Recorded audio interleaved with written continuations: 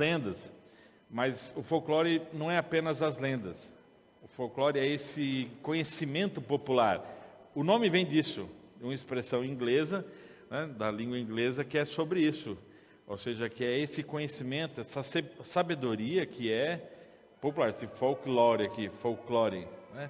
Esse conhecimento que é transmitido especialmente oralmente, de geração em geração, e tinha um papel também. Só que isso não são apenas as lendas. Nós temos, por exemplo, a comida. A comida é um elemento folclórico, faz parte da cultura que é transmitida. Então, por exemplo, quem de vocês gosta de morcilha no café? Tenho certeza disso, vai ter cuca no céu. Mas não a cuca, né, a bruxa, assim, muito nada carb, assim, né, tipo assim, muito carb, assim, né, low carb, muito carb, assim, né.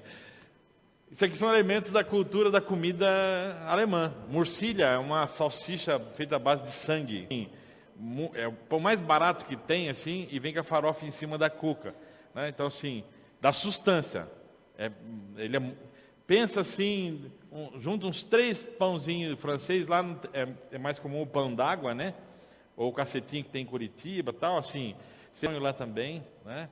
Aí, as cucas, então, afstrudel, né? Afstrudel com creme de leite, assim, você esquenta um pouquinho, açúcar, assim, né? Afstrudel é torta folhada de maçã, né? Então, assim, mareco recheado com repolho, né?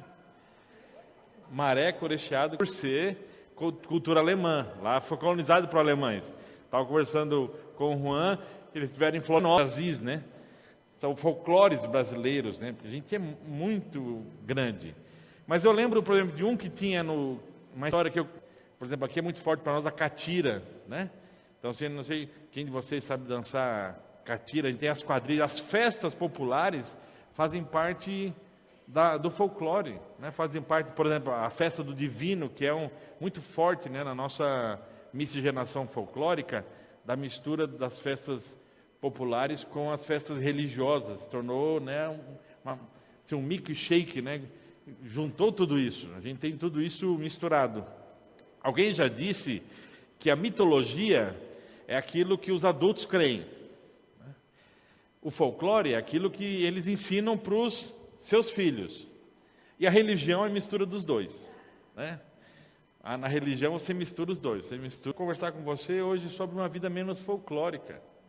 Essa semana a Acla, como professora de teatro, ela apresentou a lenda da caipora, do caipora. Curupira. O caipora também é da turma ali, né? Tudo estripulia também, né? Que ele tem os pés para trás, e aí engana os caçadores e tudo mais. A gente tem lobisomem, estava falando do caju ali, né? Assim, a gente pequeno, né? As avós contavam a história do lobisomem para pôr medo na gente. Tinha um papel social, né? As lendas, especialmente, tinham um papel de instruir as crianças. Se eu for para a Europa, esse movimento da redescoberta folclórica é muito recente. É no final do século XVIII, né, e um dos expoentes disso vão ser os irmãos Grimm, por exemplo, né, que vão buscar e vão pesquisar e vão adentrar na cultura popular para registrar isso. No Brasil, a gente vai ter alguns historiadores, antropólogos que vão se preocupar em resgatar essa nossa memória popular, mas é um movimento recente, não tem nem 200 anos esse movimento de resgate da cultura e do que foi nos passado, de elementos da comida, de festa, de dança, de lendas, do nosso jeito de viver a vida, nossas casas, tudo isso está ligado à nossa cultura. E eu queria parar para perguntar assim, como que a nossa vida pode ser menos folclórica? Que preocupação que é essa? Uma primeira preocupação é sobre identidade, porque o folclore ele está ligado à identidade de um povo, a memória do povo, a identidade do povo. Por isso que há uma preocupação hoje no Brasil da gente redescobrir e valorizar o nosso folclore. Hoje o Du lembrou aqui, por exemplo, do Monteiro Lobato. Ele teve um papel importante nesse processo, né, de resgatar um pouco da nossa memória de tudo isso. E ainda assim, nós temos um movimento muito pouco disso. Nas escolas hoje há uma preocupação em querer valorizar isso, ou seja, a gente valoriza muito mais o Halloween, né, do que o nosso folclore, né, tipo assim, dos nossos elementos culturais. De um lado você tem os extremistas também, que te falam assim, você não pode nem falar inglês, não pode usar um termo em inglês, não tem, assim, você não pode nada de outras culturas. Há um outro extremo também nesse pensamento sobre a cultura. Mas o folclore nos lembra e nos pergunta assim, qual que é a nossa identidade? Quem nós somos? O que nos define? O folclore é isso. O que nos define? Nós temos que nos perguntar sobre identidade.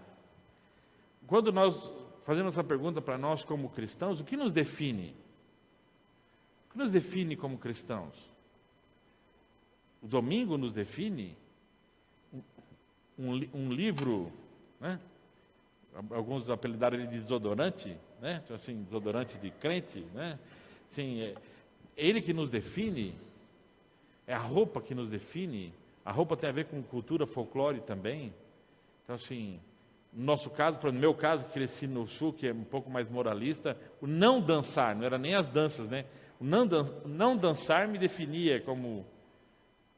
É uma pergunta. De onde nós viemos, assim?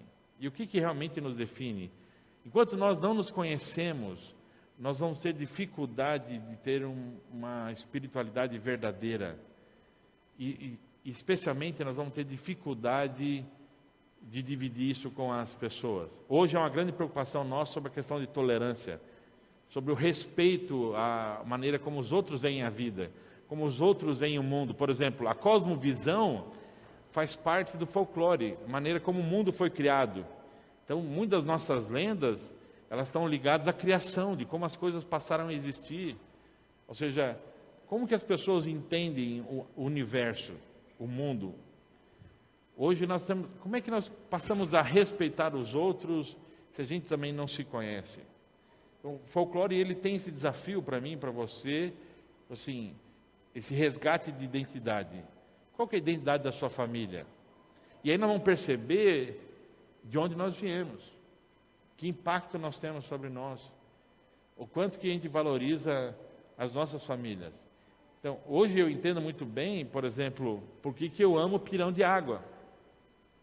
Não sei quantos de vocês gostam de pirão d'água, que é pegar farinha de mandioca e escaldar com água quente, que é o pirão mais básico que existe, porque o meu pai veio do sítio. O meu pai, ele é uma mistura, ele é bugre, né, como a gente chama, uma mistura de índio e português, né? Então, assim, e a cultura da mandioca é muito importante na subsistência, né? Essa tradição que veio da mandioca, e não o milho, é mandioca, então, tudo à base da mandioca. E ele foi muito pobre mesmo, assim. Ele conta que tem muitos dias que a única coisa que a minha avó tinha para servir para eles era esquentar a água, tinha farinha de mandioca, fazer aquele pirão, e quando muito se ganhavam, se tinha uns ovos ou se tinha uma linguiça, fritar aquilo ali e usar a própria banha da gordura daquilo ali também para alimentação. Eu já contei isso para vocês. Meu pai tem o costume, domingo à noite, fazer um pirão para ele. Não importa se serviu costela, o que teve no almoço, né? Qual foi a soca do almoço. É costume, reflete a identidade dele, de onde ele veio. Mas eu lembro que quando a gente se converteu, a gente se afastou. Por isso que se usa a expressão, faz parte do folclore, é folclórica, né? Tinha lá na minha rua, quando eu cresci, no bairro Guanabara, em Joinville, tinha a Rosa do Pé Inchado, né? Hoje eu penso assim, era uma senhora muito velha, o filho dela tinha abandonado ela morava sozinha numa casa, e ela tinha um problema muito sério no pé, e o pé todo enfaixado. Ela devia ter algum problema de dermatocele, o que era assim. E ela literalmente tinha o pé todo enfaixado, né? E o nome dela era Rosa. Nós com criança, a gente tinha medo. A gente via a Rosa aparecendo na rua, né? A gente atravessava para outra rua. A gente tinha medo de chegar perto. Hoje eu fico pensando assim, ela não era uma bruxa, né? Não era assim, mas se criou uma caricatura, assim, uma lenda em volta, né, em torno da Rosa do Pé Inchado, que ela levava as crianças para dentro da casa velha lá e sumia, as crianças morriam, tal, né? Você tem isso da caricatura, né? Hoje tem uma exploração, então você vai pensar, por exemplo, no folclore hoje, essa exploração das roupas, das danças, mas é muito caricatura, assim, é um exagero, assim, é um exagero muito grande. Então, assim, você tem essa exploração e você tem isso do elemento folclórico. Faz parte do folclore. A pessoa é um folclore de tal região, de tal família, tal região. Tem isso, tem muito disso. E eu fico pensando muitas vezes como a gente também vive de modo que é uma caricatura. Eu me pergunto muitas vezes se nós como cristãos também não somos uma caricatura, um exagero. Se a gente vive de um jeito de verdade, se a nossa vida é de verdade, se nossos pés estão no chão, o quanto que é caricatura do que a gente fala, né? A diferença entre a caricatura do folclore e a vida real. Tem um outro elemento importante do folclore que é os pés no chão da realidade. Então você pega muitas histórias infantis que eram contadas para colocar medo nas crianças, mas isso tem um elemento de realidade que era a segurança das crianças. Então, assim, a gente, como sociedade, usou muito dessas histórias para impor medo e tentar, de algum modo, disciplinar nossas crianças, mas porque existe a realidade da maldade. Existe a realidade, né? Então, assim, alguém já brincou assim que se o Saci Pererê fosse um folclore do século XXI, ele seria loiro de olho azul. Então, assim, diferente do Brasil colonial, do Brasil dos primeiros séculos, aqui depois da descoberta, porque na verdade o Brasil já existia muito antes da descoberta em 1500, e aí há um preconceito nosso, né, de domínio branco, que o Brasil não existia antes disso, mas esse Brasil é indígena. Esses dias os jornais noticiaram esse traço, ela tem um pé na sua história. Os textos bíblicos, e especialmente esse livro que ele traz 15 séculos de história, ele tem um pé na realidade, daquele momento histórico, do que eles estavam vivendo. Por exemplo, muita gente tem dificuldade de entender ou eu estou fugindo da minha realidade. O que é realmente a vida que nós estamos vivendo hoje? Por exemplo, as decisões que a gente tem que tomar, se eu vou ter filho, ter 1 ou 2 filhos, hoje diz respeito à nossa realidade. É o nosso pé no chão, ou seja, do contexto que nós estamos vivendo, social, as exigências das nossas financeiras, de segurança e tudo mais. Hoje muitos casais estão pensando em não ter filhos. Isso é o pé na realidade. Então, por trás do folclore, existia uma realidade. E essa pergunta assim, qual que é também a minha realidade? Mas eu gostaria de estabelecer uma outra questão, o seguinte: muito do folclore tem a ver com conhecimento, informação. E aí isso é muito comum. A pessoa conhece tudo de folclore, só que isso não muda a sua vida. Tem professores das nossas crianças que conhecem tudo do folclore brasileiro, né? E tem orgulho de falar. Só que esse conhecimento não muda o seu estilo de vida, que ele sai da escola, ele fecha ali o seu diário de professor, tira o seu jaleco de professor, mas não muda aquele professor como pai, como mulher, não muda ele como cidadão. Não adianta o conhecimento do folclore, de conhecer as nossas origens, conhecer a nossa história, se isso não nos modifica. Se isso não modifica o nosso estilo de vida. O que adianta eu conhecer tudo isso, ter tanta informação? E isso é muito semelhante à crise que nós vivemos como cristãos. O que adianta tanto conhecimento sobre a Bíblia? E aqui é uma realidade. Para muitos, a fé cristã é um folclore. Porque é só conhecimento. Eu tenho conhecimento de histórias. Eu tenho um conhecimento, só que esse conhecimento não muda o meu estilo de vida. Esse conhecimento não vai lá para a minha segunda-feira. Esse conhecimento, ele não muda os meus relacionamentos. Esse conhecimento não muda o modo como eu enxergo o mundo. Esse conhecimento não muda o modo como eu enxergo uma pessoa sofrendo ao meu lado.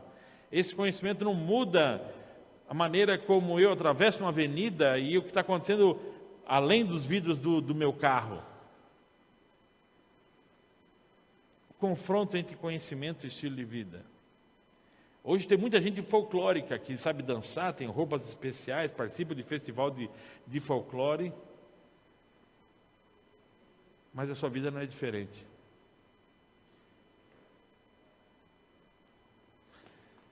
E eu penso aqui que muitas de nossas famílias, nossos casamentos são folclóricos. A gente tem muita informação sobre família, o ideal de família, o ideal do que é casamento, o ideal do que é ser marido, o ideal do que é ser pai, mas isso não se torna estilo de vida. A gente vive um folclore de casamento. A gente vive um folclore do que é ser homem, um folclore do que é ser esposa, mulher, um folclore do que é ser família. E aí a gente põe os pés no chão e a gente vai se perguntar assim, muitas das nossas famílias são uma caricatura, muitos dos nossos casamentos são uma caricatura. Muito do que nós vivemos, se alguém for me perguntar o que é família para você, o casamento para você, e observar a sua vida, não bate o conhecimento e o estilo de vida. Tem uma diferença muito grande entre o seu conhecimento sobre família e casamento e o que você vive sobre família e casamento. Nós temos muito família e casamento folclóricos. Muitos de nós vivemos à sombra de um pai, de uma mãe, ou de casamentos que são ícones para nós, mas que a gente não consegue viver. Da mesma maneira, e eu acho que isso aqui é muito complicado, nós temos igrejas folclóricas. De que todo o conhecimento que nós temos não se torna realidade. O que é ser cristão? O que é amar de verdade? O que é ser Jesus no meio da sociedade? Com quem que Jesus andaria? O que Jesus faria? E a gente percebe que muito do que a gente vive, que a gente chama de igreja, é um folclore, gente. É uma tradição que a gente mantém. É um costume que se mantém aqui popular. A gente tem nossas festas populares. A gente tem o nosso jeito de comer. A gente tem o nosso jeito de se vestir. A linguagem faz parte do folclore. A gente tem o nosso jeito de falar. A gente conversava com os amigos, tentando explicar as diferenças. Porque tem determinado grupo de cristãos que cumprimenta com a paz do Senhor. Outro grupo de cristãos cumprimenta com a paz de Jesus, paz de Deus. Né? E tem o graça e paz. E tem a gente que é bom dia, tudo bem? Né? A gente é dos rebeldes assim, a gente não tem, né? A gente tudo bem? A linguagem nos identifica, mas o quanto que isso é folclore, gente? Muitas das nossas igrejas são folclóricas. Nós somos centro de tradição folclórica. Lá no sul é muito comum o CTG, Centro de Tradição Gaúcha. Quase toda região você tem esse lugar onde um CTG, né, tipo assim, né? Não de gaúcho, folclórica. E eu fico com medo, eu me pergunto aqui, o quanto que nós também não vamos tornar uma caricatura e folclórico, porque a gente tem luzinha, a luz. Por exemplo, hoje tem um elemento folclórico que é church, tudo é church, né? Não sei o que é church, tudo é church, tudo pinta de preto e tudo é church, né? Gente, você virou folclore, gente, né? A gente pinta a parede de preto por uma questão funcional, a gente não é boate, né? Então assim, isso aqui tem a ver com a arquitetura, que tem a ver com deixar o ambiente mais longo, tem a ver com a questão da projeção. Mas aí está na moda, está no folclore, todo mundo pinta tudo de preto, né?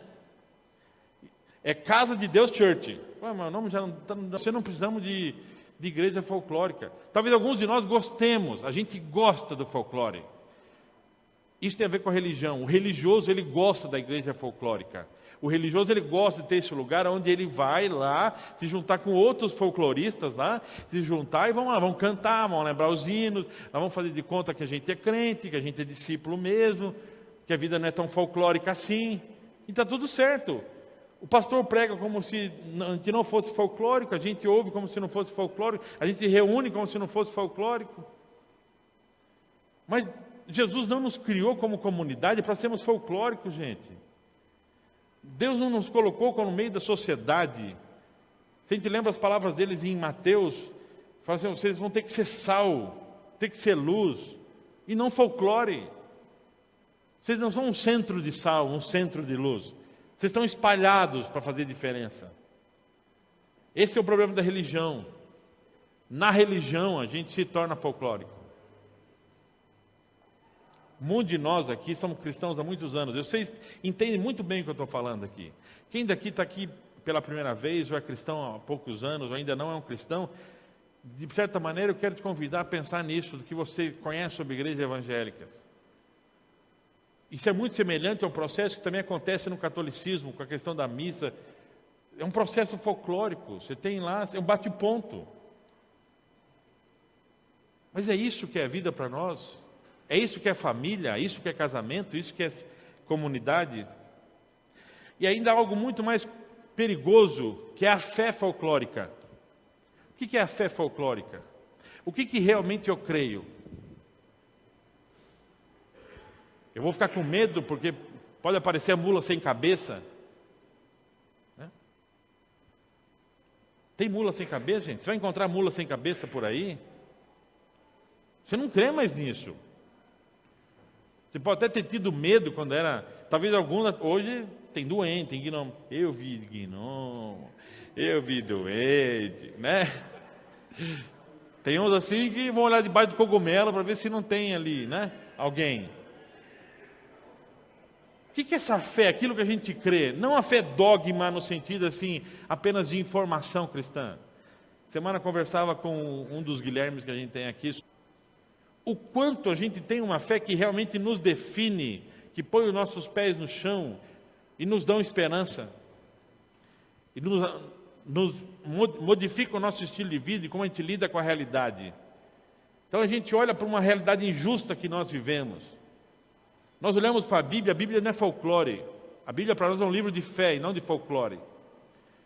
Aí eu olho para a Bíblia, eu vejo um Deus que desde o início ele é um Deus a favor do estrangeiro. Nós estamos discutindo e vivendo o drama da questão na Venezuela. Até agora há pouco, a gente falava mal da Itália, falava mal de todo mundo lá na Europa, no Mediterrâneo, com a crise dos imigrantes lá. Era fácil para a gente falar da Europa. Era fácil falar da Europa. Só que agora bateu na nossa porta. Estava conversando com a Esther e com o Alessandro, que trabalharam em Roma. Porque é mais fácil para nós se esconder numa fé folclórica. É mais fácil se esconder nas nossas canções folclóricas aqui de domingo. É mais fácil, gente, do que enfrentar o que é ser cristão lá fora. É mais fácil. Muito mais fácil. Qual que é a resposta e qual que pode ser o caminho para mim e para você para uma vida menos folclórica, para um casamento menos folclórico, para uma família menos folclórica, para uma igreja menos folclórica, para uma fé menos folclórica? O Evangelho tem uma resposta para isso. A Bíblia tem uma resposta para isso. Primeira carta de João aos cristãos de sua época. Nós já lemos esse texto. E eu quero relembrar esse texto com você. Porque isso aqui nos ajuda a lembrar que nós podemos ter uma vida menos folclórica. Não ame os costumes do mundo. Não ame os valores do mundo. O amor do mundo sufoca o amor do Pai. E João está dizendo o seguinte: existe uma maneira de amar. Hoje a gente discute muito sobre amor. Hoje o conceito de amor está modificando até mesmo nossos conceitos jurídicos. Questão de afetividade e de amor. O que é amar? Que João está dizendo o seguinte: existem formas erradas de amar. As nossas músicas falam assim: toda forma de amor é válida. O Evangelho não. O Evangelho, há uma forma correta de amar. E João está lembrando assim: esse amor, do jeito que o mundo ama, como as pessoas amam, sufoca o verdadeiro amor, que é o amor do Pai. Por quê? Por quê?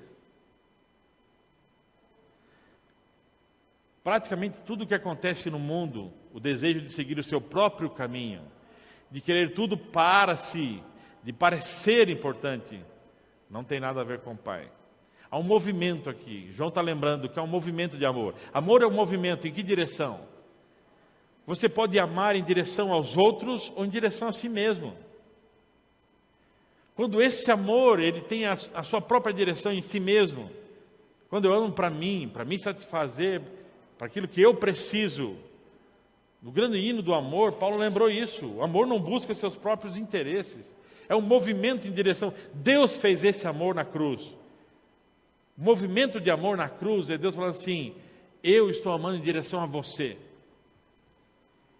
Um amor que vai em direção ao outro. É outro-centrado e não auto-centrado. Por isso que esse amor autocentrado sufoca e não abre espaço para o amor verdadeiro, que é o amor. Não tem nada a ver com o Pai. Tudo isso afasta do ser humano. Ser humano. O que João está dizendo é o seguinte: tudo isso nos afasta do que é ser gente. Se eu pudesse fazer a paráfrase, tudo isso nos torna folclóricos. Tudo isso nos torna gente folclórica. Deus nos criou como ser humano e a restauração do ser humano está no amor. O mundo e seus desejos vão passar, mas quem faz o que Deus quer está garantido na eternidade. Muita gente pega esse texto e fala assim: ó, eu tenho que fazer tudo o que Deus quer. Aqui não é uma listinha de regra, pode ou não pode. O que o João está querendo assim, o que Deus espera de mim, de você, é que a gente aprenda a amar. Porque se você não aprender a amar, não vale nada da lista. Se você não aprender a amar, não importa nada do que você faça. Ele mesmo, Jesus mesmo falou assim: ó, tem gente que vai chegar no dia do acerto de contas. Jesus, olha, nós fizemos tanta coisa para você, Jesus. Olha, ô Jesus, lembra de eu aqui, Jesus, né? Puxa aí meu arquivo. Você não aprendeu a amar. Você não aprendeu a amar. A gente não viveu o que Deus quer. O que Deus quer? Deus nos criou como seres amantes. Deus nos criou para amar. A nossa eternidade está ligada a isso. E o que define a nossa eternidade é se a gente aprendeu ou não aprender a amar. A nossa resposta ao amor: nós amamos porque Ele nos amou primeiro.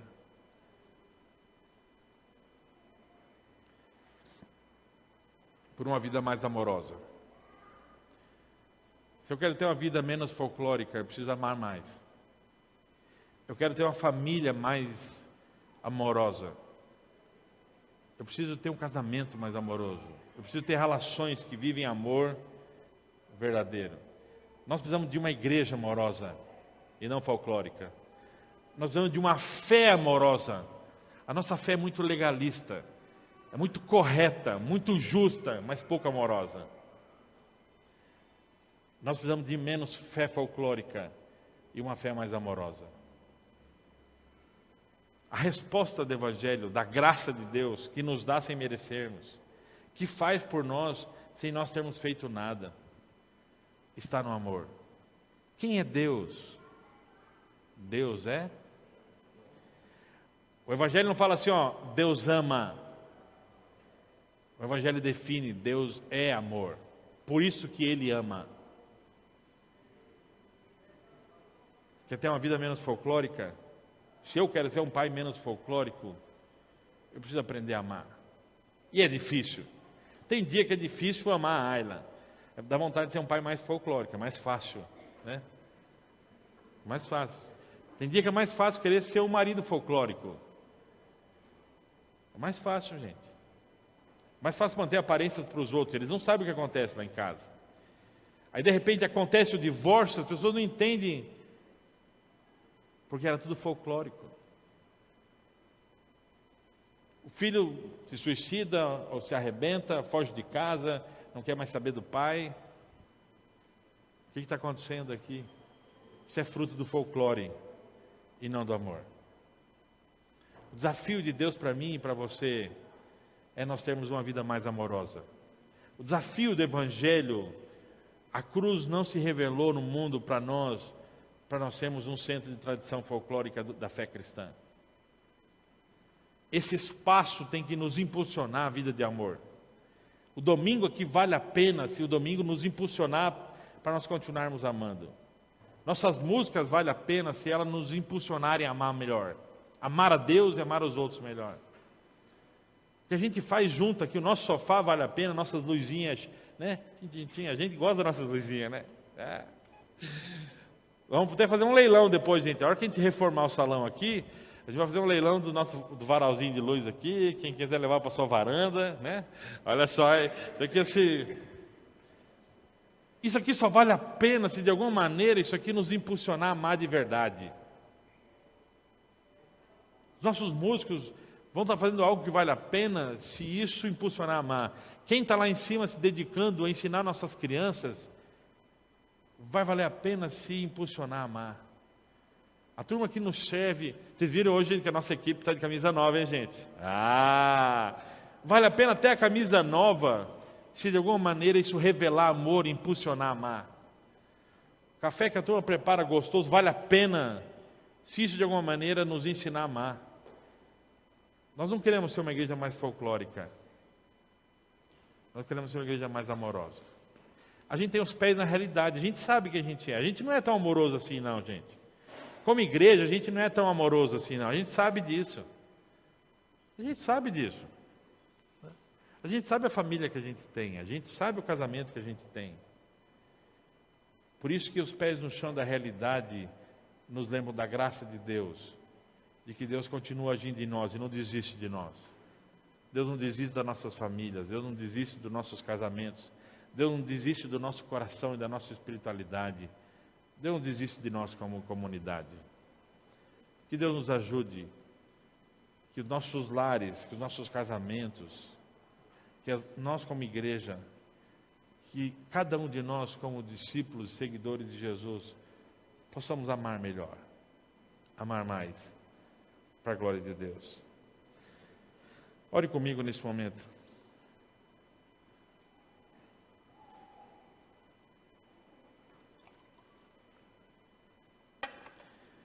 Deus, o Senhor sabe quem nós somos. O Senhor sabe quantos de nós aqui vivemos uma caricatura. O Senhor sabe quantos de nós aqui temos fantasias bem coloridas de casamento, de marido, de filho, mas que não representam quem nós somos. Tem misericórdia do nosso folclore, Deus. É tão fácil para nós se esconder no folclore da religião. Visita nossos lares, Pai. Visita a cada pai e cada mãe aqui, para que se tornem pais amorosos e que amem seus filhos, apesar de seus filhos. Que o amor não seja uma resposta aos que os filhos fazem, mas que o amor seja a esperança de quem eles podem se tornar. Deus, olha para os nossos casamentos. Nós vivemos fases diferentes aqui. Alguns estão se preparando, outros estão nos primeiros momentos. Alguns de nós estamos muitos anos juntos. O Senhor sabe que tipo de casamento nós vivemos. Qual é a realidade do nosso casamento. O quanto nós já aprendemos a amar quem está do nosso lado e não exigir amor. Perdoa-nos, ó Deus, do tanto que nós exigimos amor, especialmente de nossas esposas e maridos. Pai, ensina-nos a abandonar esse amor de troca, esse amor de comércio. Que o amor não seja uma moeda de troca, Deus. Tem misericórdia de nós como igreja. Ajuda-nos como igreja, Pai. Muitas pessoas hoje pensam que o Senhor é um folclore e não conseguem entender quem Tu és, porque nós te tornamos um folclore. Nós te pintamos, nós falamos e vivemos do Senhor como folclore. Que as pessoas possam Te conhecer verdadeiramente como Deus real e não um folclore, através do nosso amor, através de quem nós somos e como vivemos. Ajuda-nos como Teus discípulos a fazer diferença onde o Senhor nos colocou. Esse mundo não vai melhorar, Pai, nós sabemos disso, o Senhor mesmo nos disse. Mas nós podemos ser pessoas melhores. Nós podemos tornar a realidade de muitas pessoas melhores. Nós não vamos transformar a sociedade, mas nós podemos transformar famílias, podemos transformar pessoas, podemos transformar relacionamentos, Pai. Ajuda-nos, Deus. Ajuda-nos a sermos mais amorosos e menos folclóricos, Pai. Essa é a nossa oração, com os pés no chão, com os joelhos no chão, Pai. Em nome daquele que morreu, para que a nossa vida fosse menos folclórica e mais amorosa. Nós oramos em nome de Jesus. Amém.